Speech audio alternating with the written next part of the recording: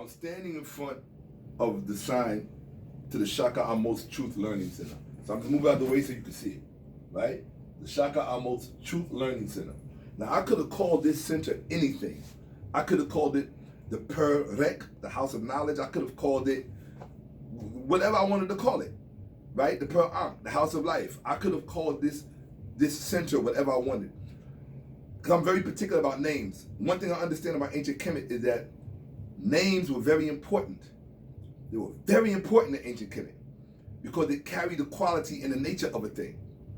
And so the reason why I called it the Shakka Ahmose Truth Learning Center, or just the Truth Learning Center for short, which is what we call it. We just call it the Truth Learning Center, even though its proper name is the Shakka Ahmose Truth Learning Center. And that's why I have, who I have up here? The personification of truth, right?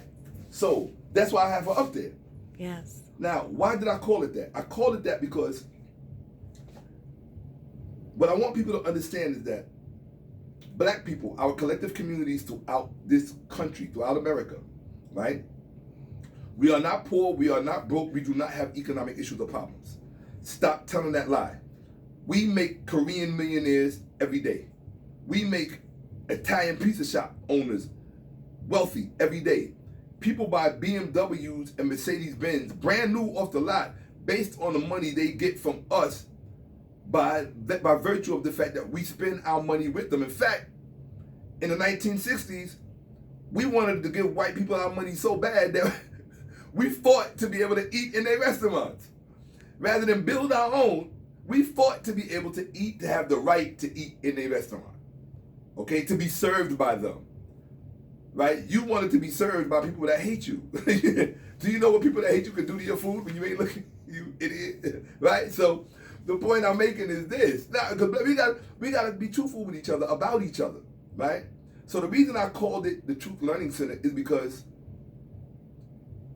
the black community is not short on money. We're not even short on economic plans. You know why I know we're not short on economic plans? Because we have produced more black economists than a little bit. Okay?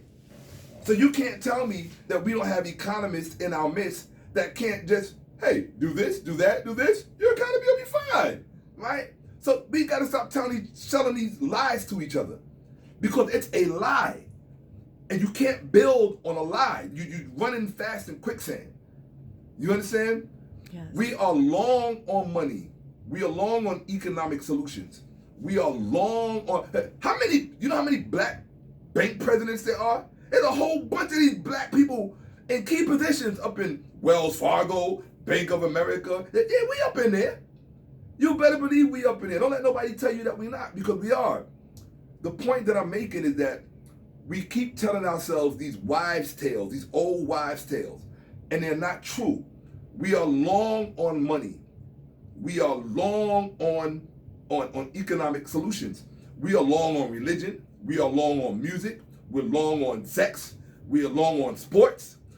Our communities are long on all of these things, right? We even long on broken families, right? But the one thing that we are short on, there's only one thing we short on.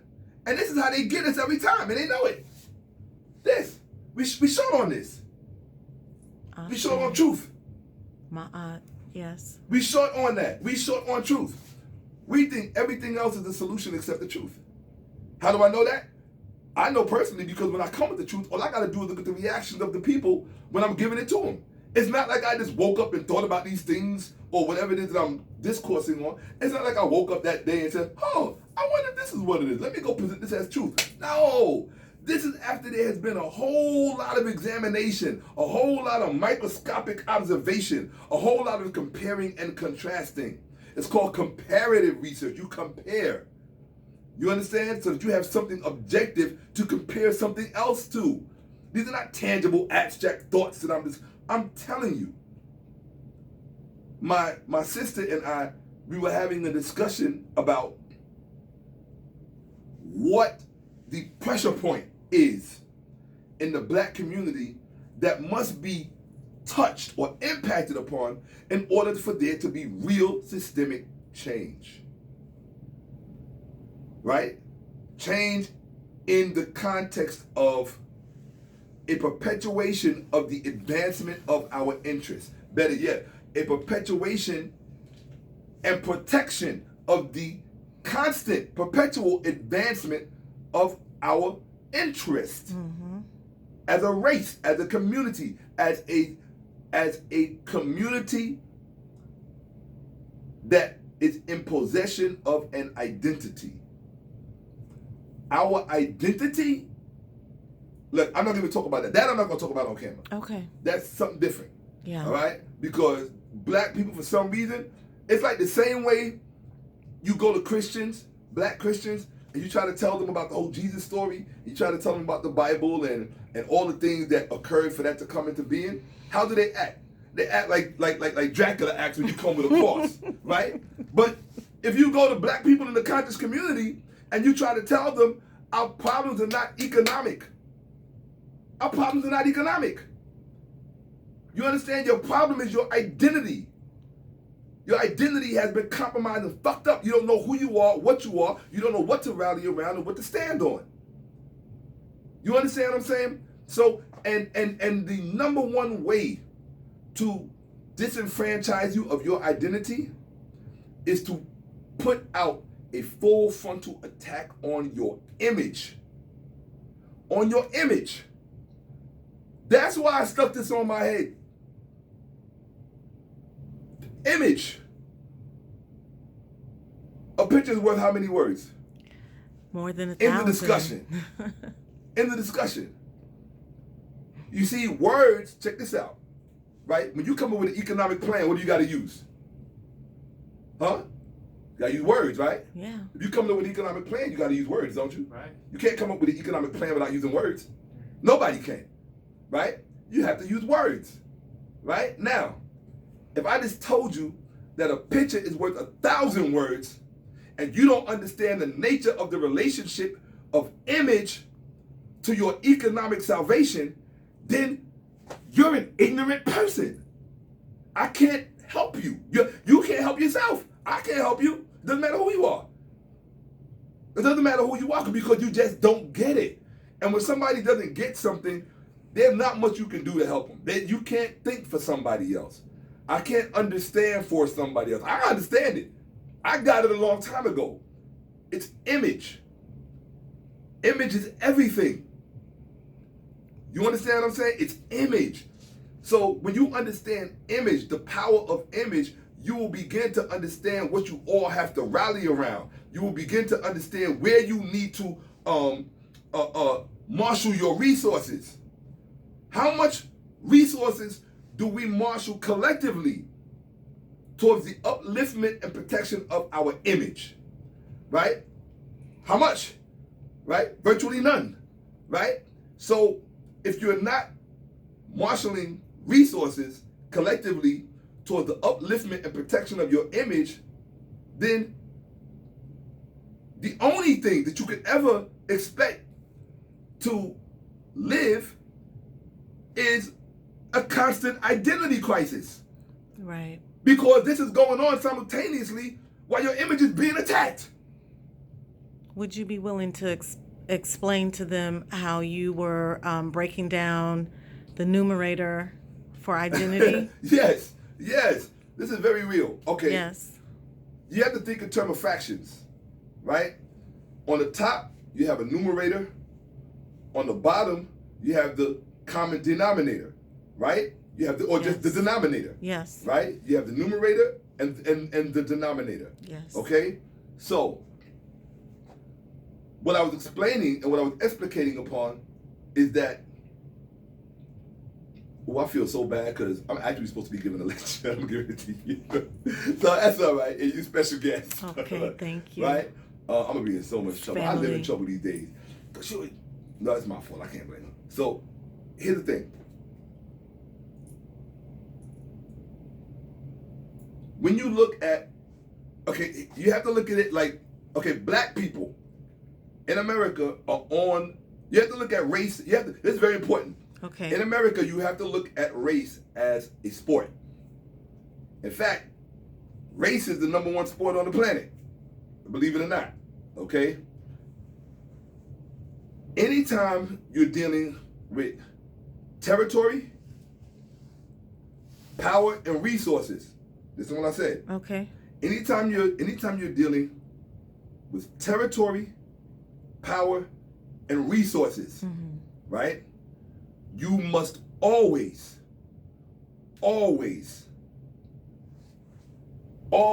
highlight the racial dynamic. Always. Because if you do not, everything else that you think you know about the power, the territory, and the resources is only going to serve to confuse you because you don't understand the human condition. Right? Okay? If the number one law of power is conquer and divide, power itself does that. Divide and conquer, you know what I meant, right? Right, so right. If that is the nature of power, to divide and conquer, that's what power does. Right. As it shoots out from any source, it will divide whatever don't belong there. Right. Okay? All right? And it conquers. So that's what people do. Divide and conquer, right? So you have to highlight the racial dynamic when you're dealing with territory, power, and resources. Now watch this.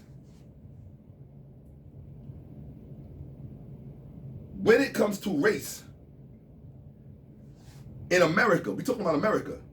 When it comes to race in America, black people are on the losing team. Eric Garner will tell you that. Sandra Bland will tell you that. Trayvon Martin will tell you that. The majority of the black people in prison who probably don't belong there, they will tell you that. All of our young black boys in special ed who don't belong there, they will tell you that. And our young black females, they will tell you that. Right? All of the broken families headed by single mother households, right? They will tell you that the black race in America is on the losing team because you have to look at race in America as a sport. Now,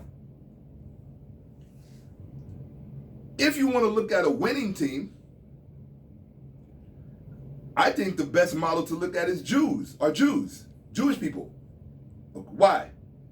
Because the combined wealth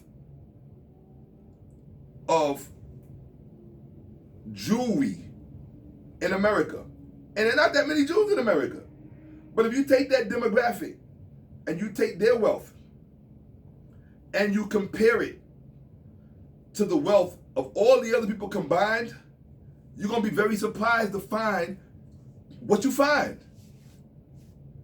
You're going to find that the combined wealth of all of these Jewish people far exceeds the combined wealth of everybody else put together. Now, I'm not blaming them for that. More power to them. Get your money. Handle your business. I'm not mad at that. Right? And don't be a hater. If they got their money, they got their money. Right? That's not the point. The point that I'm making is that when you talk to somebody on the winning team, right? That winning team that I'm talking about is Jewry or Jewish people, right? I'm not saying all Jews are rich. That would be a stereotype. I'm not saying that. I'm not saying all Jews are wealthy and have money. That's not what I'm saying. That would be a stereotype and it would be a falsehood. That's not what I'm talking about, right? If you don't believe me, ask Summer Redstone. I know y'all don't know who that is. Y'all basically don't know much about anything. And that's just what it is. But here's the thing. When you compare the teams, the black team versus the Jewish team, we're just taking the winning team and the losing team. That's it, right? We're going to look at, amongst Jewish people, what is their denominator in their faction versus black people and what is the denominator in our faction, right? So when you look at Jewish people, what you're going to find is that the denominator in their faction is identity. It's identity. You understand? The numerator is money. So the money could vacillate up, down, change hands, move all around, but the denominator stays the same. Identity. You understand? In the black community, the fraction is reversed. The denominator is the money. The numerator is identity. The problem with that is that in a proper fraction, and I think I'm correct, in a proper fraction, the numerator is always going to be subject to change. Am I correct? It's always going to be subject to change. It's going to vacillate depending on what you're doing with it. Multiplying, dividing, whatever it is you're doing with this fraction. The denominator remains the same until there's a real shift in the numerator, and then you end up with what you call maybe possibly a mixed fraction or something like that, right? So, but prior to getting to that mixed fraction, we just talking about a standard fraction, a proper fraction, right? So, what I'm saying to you is that until we get our fractions correct, black people don't understand fractions, and that doesn't make any sense because we basically introduced them to the world. Let me tell you what I mean. We call ourselves African American, right? Now, if my friend here is German American, and my other friend here is Italian American, right? The common denominator in the fraction is what? American. I'm African American. He's German American. He's Italian American, right? So what is the connotation? The connotation is that we all be just the same. We all had the same beginning. We all came over here the same way, right? We all received the same resources. So we all started out as equal. That's the connotation. But you and me all know that that's bullshit. Mm-hmm. It's a lie. So if it's a lie, then you're dealing with the wrong fraction, right? It's okay for a German American to call himself a German American. In fact, they dropped the German and just say American. And that's all the blonde-haired, blue-eyed Texans, that's what they are, descendants of Germans, just to let you know, okay? Now, the Italian American, it's okay for him to call himself an Italian American, like Rudolph Giuliani, the fascist son of a bitch he is, right? It's okay that Nazi motherfucking Mussolini, right? So look, right? So what I'm saying to you is, America's mayor my ass, right? So what I'm saying to you is, the Italian American could call himself Italian American. So you got these two Europeans, they can call themselves Italian American, German American. But if you call yourself an African American, you're lying to people by saying, oh, we all came over here the same way. We all got the same resources. We all started out as equal, so it's a level playing field. No, your fraction got to be flipped because your introduction into this system was not the same. So therefore, you got to be an American African just by the nature of the situation. It calls for and dictates that that is what your fraction is. You are an American African. Now, what does that free you up to do? It frees you up to link, since y'all think economics is your salvation, it frees you up to link with Jamaican Africans, Haitian Africans, Ghanaian Africans. So now all of a sudden, your denominator is now representative of your power. See, as long as your common denominator is with these people who hate you, who see you as less than human, you ain't never gonna have no real power because you got the wrong common denominator. You gotta have a common denominator over here with people who share your what? Interest. And your identity. Right, and your interest and identity both start with I. Right. For a reason. Interest and identity both start with I for a reason. That's nature trying to tell you something. If you understand words and the way that they were used in ancient Kemet, you would understand that is no coincidence. Right? So basically I'm just saying we got to get our factions together and really begin to understand them because we don't. We really, really don't. As long as our common denominator with black people is money and our numerator is identity, we screwed because your identity can change. Right. Right? The numerator changes. Right. You got 1/8, 3/8, 4/8, right? So the numerators are changing, but the denominator stays the same, right? Money, money, money, money, money. Up here, when the numerator changes, I'm Jamaican, I'm Haitian, I'm this, that, and the other, this, that, and the third, right? But the only common denominator that we share is money, because that's at the center of our identity. Why? Because when you look at what is at the center of our lives, what is it? It's survival. You notice that? With black folks, it's always survival. How come everybody else gets to live? Thrive. They get to thrive and live. We got to survive. Right. Why? Because you base your identity on something that is always scarce. Money. Why? Because the people who got the right fraction, right? Identity as the denominator and money as the numerator, they good. Their identity is not going to change. Their identity is not going to. Do you understand that part? Their identity is not going to change. That frees them up to focus on other things like the numerator, money. Right. Right. We got identity issues. We spend more time trying to figure out what we are and what we are not. Do you? You want to talk about You want to talk about a hurricane, a storm, and a twister, and a cyclone all at the same time? That's black people when it comes to identity issues. You think that you have the luxury of having identity issues like that in the age of identity? In the age of identity politics? You really do? No, you are food on the grill in that age. That's all you are. You're food on the grill in that age. You're walking around pretending like you got power. Walking around pretending like you should be respected. Walking around pretending Nah, black folks, we got to do better. You got to do better. Get your identity together as a group, as a people. In other words, I'm not saying you all got to call yourself the same thing, right? But historically speaking, there are certain things we all have to be on the same page about. Right. That's what I'm saying. Because when it comes to Jewish people, historically, they all on the same page. If you don't believe me, watch what happens to a Holocaust denier. You see what was on the news recently? This black teacher down here in South Florida said that he sent an email to his students saying that he could not confidently confirm that the Holocaust actually took place. You think he still got a job there? Huh?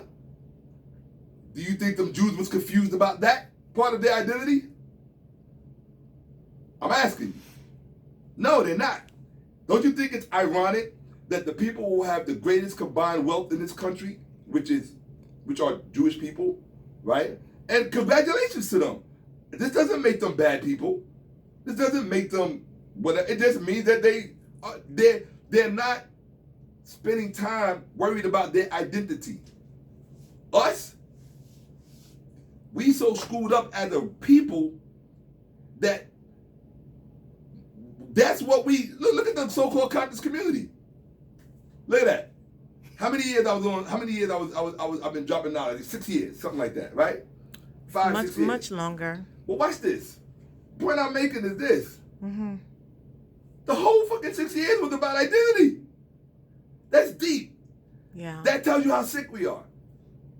And people think people are walking around with the facade that they're well. You're not well. You're not well. So shout out to those of you who are trying to create economic stimuluses for us. It does matter. I'm not going to ever tell you that it doesn't matter, because identity alone will not put food on your table. Identity alone will not, it won't put food in the fridge. You understand? Identity alone. But when the identity is the foundation, right? The identity instructs you on how to build institutions. The identity instructs you on what institutions to build so that your communities are impregnable from city to city and state to state.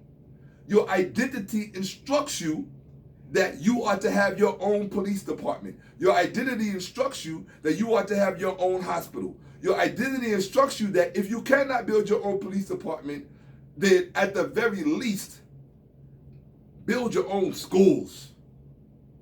At the very least, that's why we are here at the Shakka Ahmose Truth Learning Center. Exactly. And I did not have to scam you to get money to build it. I didn't have to scam you. I didn't have to say, hey, I'm related to this one, and I'm related to that one, and send me all your money so that I can. My sister's sitting right here in the place. We got place. Can I fit students in here? Absolutely. Can I fit students? They look. We even got stuff. We made these so they can sit on them. Absolutely. Comfortably. We made these so they can sit on them comfortably, and they're beautiful to sit on. Everybody that comes in here and says, "I got a beautiful queen sleeping on it right now." You understand what I'm saying? We didn't have to scam nobody. We didn't have to say, send me money so I can help you get your status straight, and I'm going to help you flip some real estate over here while I'm actually just taking all your money, right? We didn't have to do none of that. We didn't say, hey, you know what? We need our own place so we can stop begging people to come and teach. No, we're going to teach and get the people to come. See how we reverse that situation? When you work with the wrong faction, you got a problem. You got to flip that fraction, then you got a solution. You understand what I'm saying to you? This is real life. This is how math works in real life. If you can't think like that, then you really don't understand math and how it works. Math has existential consequences. When you got your numerators and your denominators messed up, you're messed up. Your situation is messed up. So this is Shakka Ahmose at the Shakka Ahmose Truth Learning Center. I'm here with my son, Kemet. Well, let me rephrase that. I'm here with my beautiful Wadette, T.C. Atkinson of Embrace Pangea. I'm here with our son, Kemet. Amen. Kemet, amen. Am I allowed to show him or no? Nah, they ain't getting that. Okay. They ain't getting that. Okay. Right? And I'm following directions. That's precious goods right there. Yes, I understand. And then I'm here with my wonderful sister, someone who is very close to me, very close to our family. She is family. I don't play that she close to the family or she friends with family. No. She family. Right? This is my Sinet Wer Nefer. My great sister who is good, my great sister who is beautiful, my great sister in beauty, my Sinet Wer Nefer Kimataka Nebu. Right? Out of East Oakland. I was born in East Oakland, born but in East Oakland. Southern California now. Hey. You're something. I want to shout out. I just want to send a shout out to Nipsey Hussle's memory. Yeah. To his memory and to his legacy. I do want to send a shout out to him because he was the topic of discussion that really brought us to this discussion tonight. Yeah. So he's still alive. He's still impacting people's thoughts. He's still forcing us, by virtue of what he did, to see what we can do better and where we can refine some things and fine-tune some things so that the next time we get a Nipsey Hussle, right? And my thing is, I'm going to say what Dr. Clark used to always say. People say, oh, we need another Malcolm X. He would say, what'd you do with the first one? Right. What'd you do with the first one? Right? So you got Shakka Ahmose. What you doing with Shakka Ahmose? You got, who else is out there doing stuff? There's people out there trying to do things to free your minds and to wake you up. But what you doing with them? You understand what I'm saying? So, absolutely. You know, that's going to be on y'all. You know, check out my new show, Kemet TV with Shakka Ahmose. It's actually a platform, not a show. Check out my new platform, Kemet TV with Shakka Ahmose. It should be on my YouTube channel, Shakka Ahmose, within a matter of days. So we're talking about July 22nd, July 23rd. Okay? So I just want 2019. I just want y'all to know that. And is there a hyphen or anything in your name? Yes, Shakka Ahmose. Okay. SHAKKA AHMOSE. Shakka Ahmose. And can the people reach you on ShakkaAhmose.com. ShakkaAhmose.com. Right? Okay. No hyphen. Just ShakkaAhmose.com. ShakkaAhmose.com. Right? But what you really want to do is you want to text my name, Shakka. SHAKKA. SHAKKA. I say it again. SHAKKA. You want to text my name, Shakka, SHAKKA, to the number 21,000. Now, you know why I love black people? Because they make me laugh. Every time I say, text my name to 21,000, text my name, which is Shakka, to 21,000, they say, 2100. I just shake my head and walk away. All right, 21,000, 21000, 3 zeros. I love my people, but I don't know what happened to us. I just don't know. I don't know. So, 21,000. Text Shakka, not Shakka Ahmose. Just text Shakka to 21,000. And watch what you see. You're going to get a message back at you, and it's going to blow your mind. You're going to love it. Okay? With that. Before you leave, yes, I have seen you send out messages on IG stating that you have like a 100 book top reading list. That's why I told them to text Shakka to 21,000. Okay, they'll get a very nice surprise. Okay, that's wonderful. Now, something else you guys got to know. Here at the Shakka Ahmose Truth Learning Center, right? Every Sunday from 3 p.m. to 6 p.m., we have what's called BHT. You know what that is? Black History for Teens. That means that teens are allowed to come here for free and learn black history for 3 hours on Sunday. You want to take them to church in the morning to brainwash them, that's fine. When you're done, bring them here so we can get them ready for life. So we can get that identity intact. Okay? That's powerful. That's what we're doing on Sundays. We're teaching the teens here, Black History for Teens. And I am the professor. I am the saber. I am the teacher. And it's free. Okay? Now, any black parents who want to come and stay for the duration, that's fine. You may stay. But there is a $10 cover charge for the parents if you want to stay. Okay? If you want to cramp your teenager style, you got to pay for it, $10. Okay? Now, what about the book? Can you tell people absolutely. where they can get the book? Codex Game Over, you can come here and get the book in person.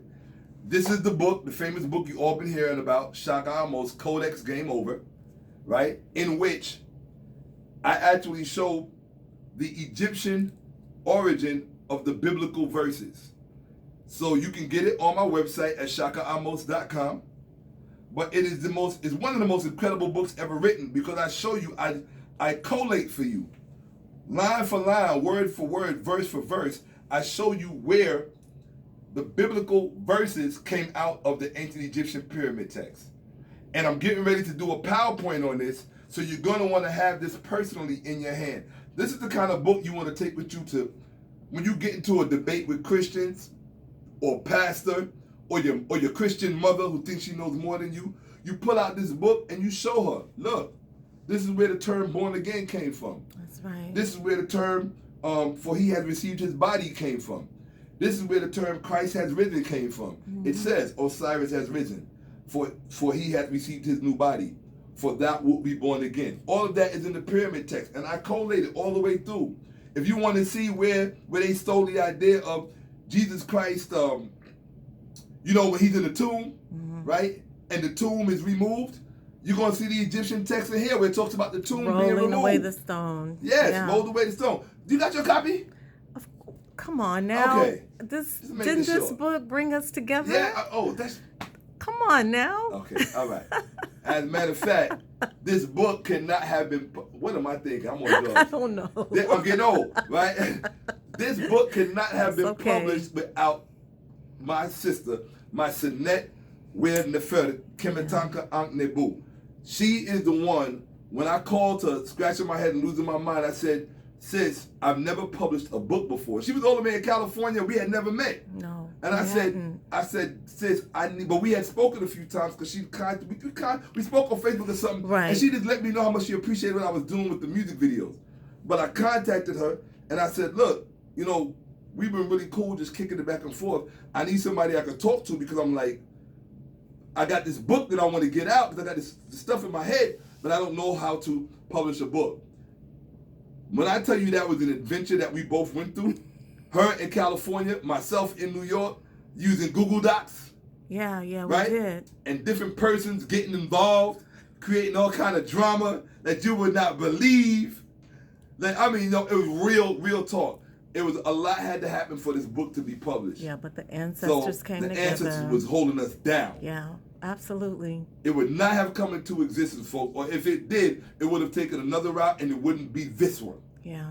You understand what I'm saying? Very, so this very one, proud of you. the one, I'm proud of us. Because we did this. We made this happen. We really did. You know? Because I was clueless. This woman went knocking on doors, having meetings, forcing people to come to meetings. No, I need some answers on how this man could get this book published. Period. And she was literally reporting back to me almost every day, whether she was in school or not, or at home, 5 in the morning, 2, reporting back, Shakka, this is what's going to happen. That's this person right. is going to call you. That person's going to call you. This person got the answer. And I was like, even when the answer didn't come, it was just so good because I felt like because she was in my corner, it was getting closer and closer. And eventually, she contacted the wrong person. No, you can't say that. She contacted the right person for the job. Yes. Who turned out to be the wrong person. Stop it, Shakka, don't do that. Don't do that. You know what I'm talking about. Everything happens in divine timing. You are... Get back up there on the podium. I'm laughing because she know I'm right. That man put us through hell. Come on. Hey, the book was birthed, and that is look, all that matters. Okay. Oh, you know what? And We're going to chalk that up to birthing pains. No. We're going to chalk that up to birthing pains. But I'm going to tell you something. It was a learning experience. Yes, it was. And we learned from it. But yes. No matter how you slice it, it was a beautiful experience because we also proved to ourselves that we could manage those who were trying to manage us. That's true. And it was like, nah, wrong is not going to triumph here. Why? Because y'all don't know, many of you might not, well, you're watching this, you do know Kim Matanka, but she's a very special human being. And as a black woman and as an African descendant who really reps it, I have nothing but the utmost respect and love for her in this world because you don't have enough of our sisters really committed like that. You understand what I'm saying? And she was selflessly committed. It wasn't like, oh, I'm helping you and this is what I'm expecting in return. It wasn't that. It was just, I'm helping you because what you're doing is worthwhile. Right. And I'm with you, I got you, because the community is going to benefit from it. And you don't forget things like that. Not to mention she bailed my black ass out of jail. But that's a whole different story. Come on, the ancestors did that. Yeah, you didn't belong there. True that. So, but that's what it is. I gotta tone it down a little bit because my beautiful Widette is over there sleeping. My queen is over there. She's had a very long day, and we all in here. And I'm just a happy camper right now because I got family here. Yeah. Like I'm here with my family. Like right now, if you was to take a snapshot, this is my family, right here. Period. And I'm officially requesting that you accept the request to be Kemet's godmother. All I need is a two. Yes. Thank you very much. So it's official. Kemet, that is your